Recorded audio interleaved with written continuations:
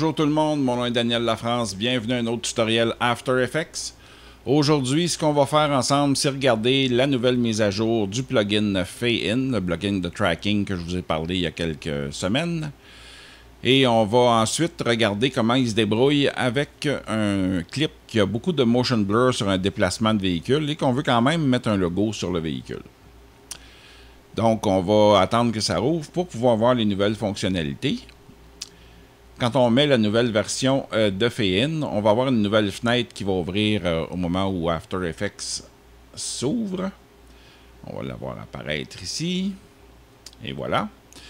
Donc, cette nouvelle fenêtre-là nous donne deux options. Nous donne l'option mode beginner, donc le mode débutant. Ça va nous aider, disons, à aller chercher plus d'informations et ça va être plus convivial. Là. Il n'y aura pas trop d'ajustements qu'on va pouvoir faire. Mais si on veut plus de contrôle, ben, il faut aller dans Expert Mode. Donc, le mode expert va nous donner exactement les mêmes contrôles qu'on avait avant dans les deux premiers tutoriels que je vous ai montrés. C'est le mode que je vais choisir. Puis pour ne pas revoir cette fenêtre-là au démarrage, je vais tout simplement cliquer ici et cliquer sur Expert Mode. Et voilà. On a un projet qui existe déjà que je vais ouvrir avec ça ici. Là, on me demande ici, quand je l'installe, est-ce que je veux qu'on regarde automatiquement pour les mises à jour? Je vais dire oui aussi. Et voilà. Donc, là, Fade-In est bien installé. Donc, on va regarder qu'est-ce que j'ai fait ici là, avec les insertions. On voit qu'il y a un mouvement ici d'un véhicule. Là, si je fais jouer ça à pleine vitesse, on a le véhicule de la police qui passe, puis ensuite on a un véhicule avec une insertion au-dessus de texte et un logo qui est sur le véhicule, mais qui est en motion blur. Parce que le véhicule, si on l'arrête devant ici, là le motion blur se fait naturellement pour le logo, mais on voit ici que le véhicule, même si j'arrête à n'importe quelle image, n'importe quel frame, on a toujours un peu de motion blur, c'est-à-dire du flou de mouvement qui est intégré dans l'image. Donc, c'est plus difficile à traquer pour le système de suivi de mouvement de After Effects. Mais avec Fade-In, on a quand même un assez bon résultat. Des fois, il faut travailler un petit peu, mais il ne faut pas se décourager. On va faire ça comme il faut. Alors, on va commencer avec une nouvelle composition, puis on va faire le tour ensuite des nouveautés de la mise à jour de Fade-In. On va prendre notre vidéo, on va l'insérer dans notre onglet Nouvelle composition ici pour avoir une nouvelle composition complètement vierge. Maintenant, on va aller ajouter notre effet Fade-In. On va sélectionner notre calque. On va cliquer avec le bouton de droit dans le panneau d'effets. On va aller jusqu'à Fade-Tech et trouver Fade-In pour le mettre à l'intérieur. Et voilà. Donc, ça nous dit que c'est appliqué en background. C'est parfait. On clique sur la petite case pour ne pas revoir ce message-là. Et là, on se retrouve avec notre effet Fade-In sur notre vidéo. C'est sûr que c'est le deuxième track que je vais faire du même vidéo dans une autre composition, là. Mais on va essayer de le faire identique. Ce que j'ai réalisé avec l'expérience avec Fade-In, c'est qu'il ne pense pas nécessairement pareil à chaque fois. Il ne prend pas nécessairement les mêmes informations. On va aller voir ici là, comment ça fonctionne. Premièrement, la première nouveauté, on avait l'option de mettre un point d'entrée et un point de sortie pour notre tracking. On peut encore le faire, mais on peut aussi tout simplement raccourcir ou couper notre clip pour que ça fonctionne aussi de la même façon. Si on fait ça, par contre, il faut s'assurer que, si on va dans nos ajustements ici de composition, que notre composition a un framerate qui est listé ici dans les presets de After Effects. Sinon, on peut avoir des problèmes, il semblerait-il. Donc, juste s'assurer de ça quand vous faites un tracking avec les points in et out sélectionnés avec votre calque. Donc, c'est une autre option qu'on nous a mis à la disposition. Ensuite de ça, on a le tracking qu'on va faire pour... On va aller en mode insertion après, c'est là que sont les autres nouveautés. Donc, pour insérer quelque chose sur notre véhicule qui est tout flou ici, on va tout simplement prendre notre outil rectangulaire et on va faire le plus grand rectangle possible sur notre véhicule, mais à l'intérieur du véhicule, pour ne pas fausser les données de calcul de Fade-In. Et voilà. On va ajuster notre track un petit peu pour que ce soit droit. Ça devrait être pas si mal. Donc, on a un véhicule en mouvement, donc on va y aller avec dynamique. Et pour se donner un coup de main, on va tout simplement faire le tracking avec Very High Quality dans les options avancées et on ne touchera pas aux autres paramètres pour l'instant. On va faire Start et on va regarder combien de temps ça va prendre pour faire notre tracking. J'aurais pu sélectionner un point d'entrée et de sortie, mais ça ne vaut pas la peine parce que le clip n'est pas très long et qui saute tout simplement par-dessus les endroits qu'il n'y a pas à tracker tout seul comme un grand garçon. Ça devrait terminer bientôt. Et voilà. Là, on a notre tracking. Là, il faut vérifier si ça colle bien au véhicule. On a un point de repère, là, c'est sur la lumière ici et sur la lumière en avant. Si je recule ici, mon tracking a l'air d'être complètement stable, sauf à la fin ici où il va décrocher, mais c'est pas important. Et si je regarde la lumière de derrière, il a l'air bien fixé aussi, jusqu'à temps qu'il décroche quand il n'est plus dans l'écran.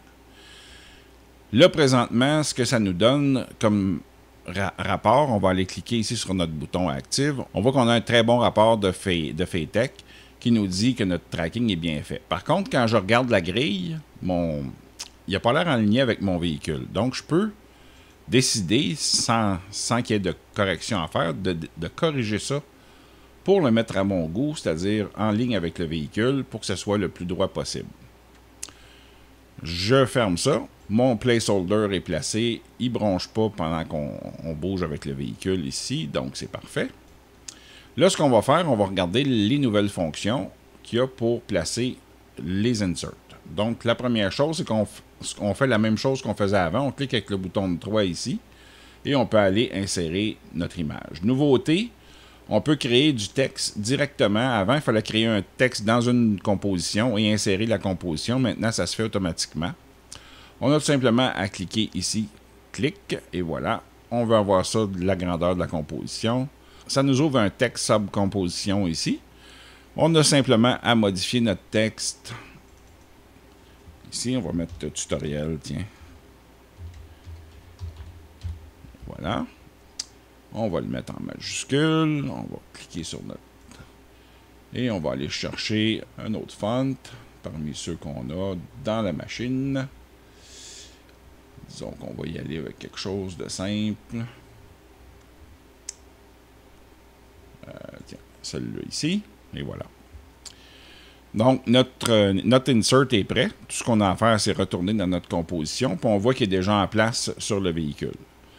C'est pas nécessairement là que je le veux. Alors, je vais simplement cliquer sur mon placeholder ici pour qu'il devienne disponible à manipuler. Je vais le mettre où je veux au-dessus du véhicule ici. Je peux changer sa dimension en le faisant comme ça. Je peux changer son orientation un petit peu. Si je veux le mettre plus droit. Voyez-vous, quand je pèse sur majuscule, là, je peux tourner du milieu.